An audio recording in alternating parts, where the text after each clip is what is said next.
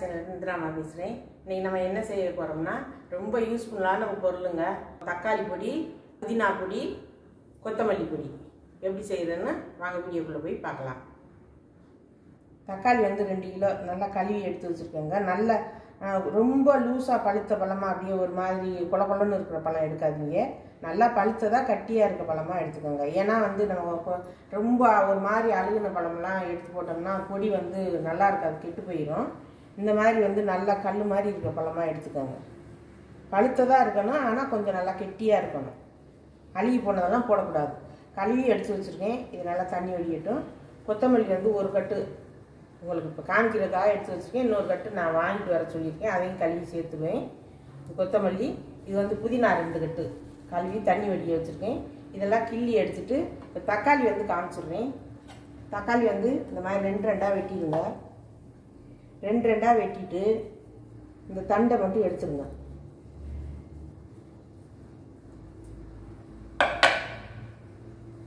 இந்த மாதிரி தண்டை எடுத்துருங்க. தண்டை எடுத்துட்டு இந்த மாதிரி வச்சுருங்க. இந்த மாதிரி வச்சுருங்க. 2 வெட்டினா போதும்.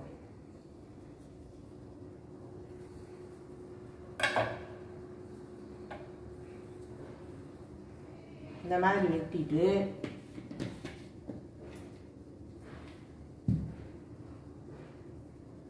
தூள் உப்பு இருக்குது இல்லைங்களா, அதை வந்து லைட்டாக அது மேலே வந்து இப்படி தடவிடுங்க.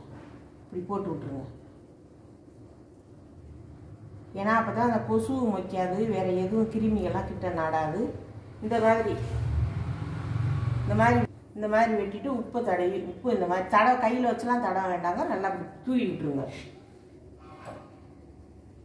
இது கொத்தமல்லி வந்து கழுவி வச்சுருக்கேன். இதை வந்து தண்ணி வடிய வச்சுட்டு நல்லா தண்டு அழுகி போனதெல்லாம் எடுத்துருங்க. இந்த மாதிரி கெட்டு போனதெல்லாம் எடுத்துட்டு க்ளீன் பண்ணிவிட்டு கொஞ்சம் ஒரு 2 இன்ச்சு அளவு வெட்டி நிழலில் தாங்க இதை காய போடணும்.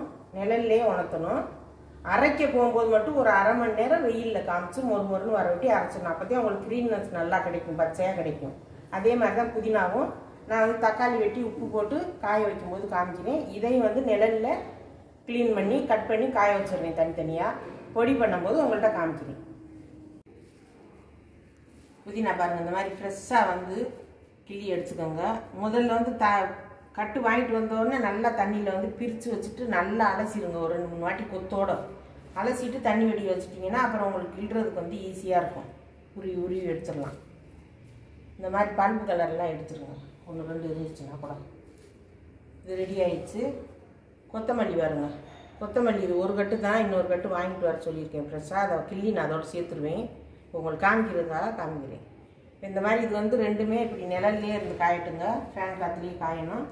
இப்போ தக்காளி வந்து 2 கிலோவும் கட் பண்ணியாச்சு. கட் பண்ணி உப்பு தூவியாச்சு.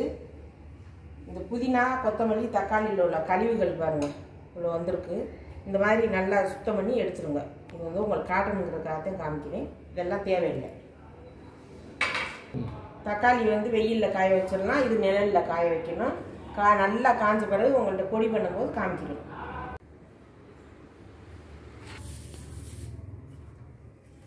இப்போ தக்காளி நம்ம அன்றைக்கி வெட்டி காய போட்டுருந்தோம்லங்க, 5 நாள் ஆச்சுங்க. இந்த அளவுக்கு தான் காஞ்சிருக்குது. கொஞ்சம் அதாவதுலே இருக்குது. இதை தாங்க நம்ம வந்து நுணுக்கி நம்ம மிக்சியில் பொடிச்சு நம்ம ஜலிக்கணும். வாங்க இப்போ ஜலிச்சுக்கலாம். அதே மாதிரி புதினாவும் நல்லா சரசரன்னு காஞ்சிருச்சு. இதையும் பொடி பண்ணிக்கலாம். கொத்தமல்லியும் அதே மாதிரி இருக்குது, நல்லா காஞ்சிருச்சு. இதெல்லாம் 2 நாளையில் காஞ்சிருச்சு. இதுக்காகத்தான் தக்காளிக்காகத்தான் வெயிட் பண்ணிகிட்டு இருந்தேன். இப்போ வாங்க நம்ம பொடி பண்ணிவிட்டு காமிக்கிறேன். வந்து ஒரு கால் டீஸ்பூனுங்க உப்பு சேர்த்துக்கலாங்க. ஏன்னா அப்போதான் அந்த பூச்சி பிடிக்காமல் நல்லாயிருக்கும். ரொம்ப நாள் வச்சுருந்தா கூட கொஞ்சம் உப்பு சேர்த்து அரைச்சோம்னா நல்லது. இப்போ பொடி பண்ணிட்டு வந்துடுறேன். புதினா பொடி பண்ணியாச்சு பாருங்கள். புதினா பவுடரு,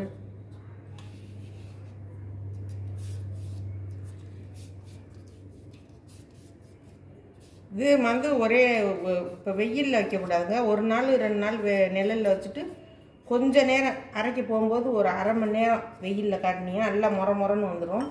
நைஸாக பவுடர் இந்த மாதிரி அரை விடும். இது 2 கட்டு புதினாங்க, பெரிய கட்டு 2 கட்டு புதினா. பாருங்கள் எவ்வளோ இருக்குன்னு போல தாங்க இருக்குது. ஆனால் நம்ம கொஞ்சம் தான் வாசனைக்கு தான் போட போகிறோம். ஒரு 10 கட்டு வந்து காய வச்சோம்னா அந்த மாதிரி ஒரு 100 கிராம் கிடைக்குங்க.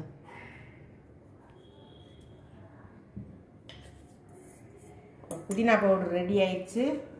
கொத்தமல்லி பவுடர் அரைச்சிக்கிறோம்.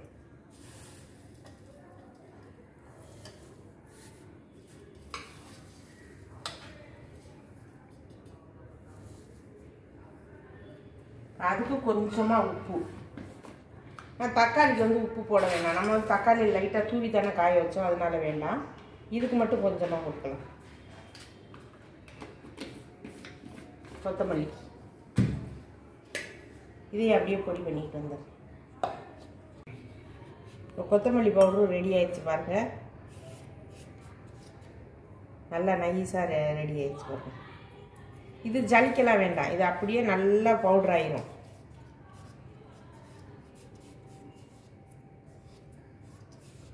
இது நமக்கு வந்து எந்த இதுக்கு வேணாலும் நம்ம தூவிக்கலாம். கொத்தமல்லியே கிடைக்கலன்னா கூட ரசம் வச்சுட்டு இந்த கொஞ்சமாக ஒரு 2 சிட்டிக்கு எடுத்து தூவி விட்டுறலாம்.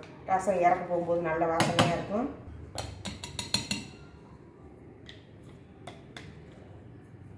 நல்லா எல்லாம் நுணுக்கி நல்லா கொட்டி வச்சுட்டேன். பவுட்ரு நல்லா ஆயிடுச்சு. இது கழுவெல்லாம் வேண்டாம், இதில் எதுவும் இல்லை. நம்ம இப்போ தக்காளி பவுடர் அரைச்சிட்டோம். புதினா பவுடர் வந்து கொஞ்சம் நல்ல டார்க் க்ரீனாக இருக்கும். கொத்தமல்லி பவுடர் வந்து நல்லா கொஞ்சம் நல்ல வெளுமையாக நல்லா ஒரு கிளி பச்சை கலரில் வரும். கொஞ்சம் லைட் கலராக வரும். தெரியுதா உங்களுக்கு? இது புதினா பவுட்ரு, இது கொத்தமல்லி பவுட்ரு. இது ஒரு ஓரமாக இருக்கட்டும். நம்ம தக்காளி பவுட்ரு வந்து ஜலிக்கணும். அரைச்சி பொடி பண்ணி ஜலிச்சு தான் எடுக்கணும். இது தக்காளி பொடி பண்ணிட்டு வரேன். தக்காளி பொடி பண்ணியாச்சு பாருங்க. சூப்பராக வந்துருக்குது. ஆனால் அதை கொஞ்சம் லைட்டாக ஜலிச்சுக்கிட்டா நல்லது. கொஞ்சம் நம்ம ரவையை விட கொஞ்சம் நைஸாக இருக்குது. இருந்தால் கூட ஒரு வாட்டி ஜலிச்சு பார்த்துடலாம்.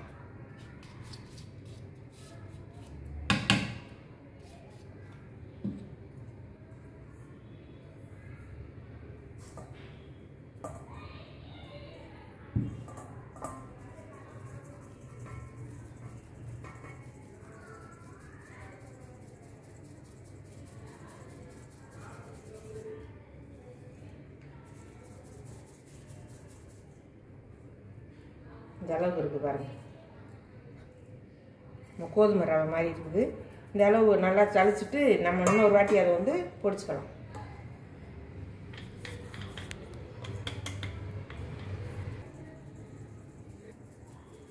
காய வைக்கிறது தாங்க ஒரு 5 நாள். நல்ல வெயிலாக இருந்தால் 5 நாள் ஆகுங்க. நம்ம ட்ரையரில் போடுறத விட வெயிலில் காய வைக்கிறது தாங்க ரொம்ப நல்லது. சூரிய ஒளியில் காய்கிறது பவுட்ரு தான் நல்லா நம்மளுக்கு கெடாமல் அப்படியே இருக்கும்.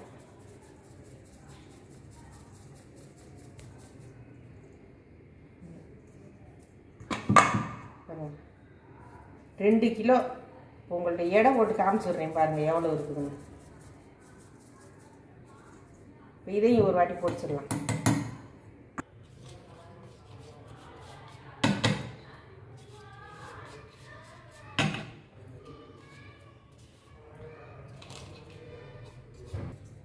இதையும் ஜலிச்சிடலாங்க.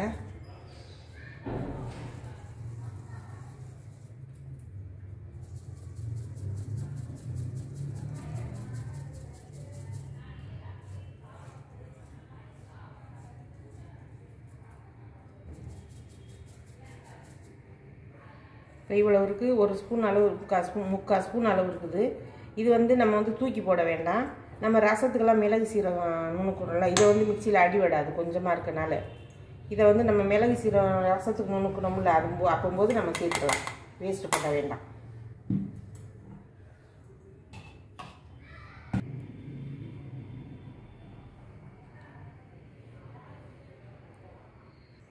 போச்சு.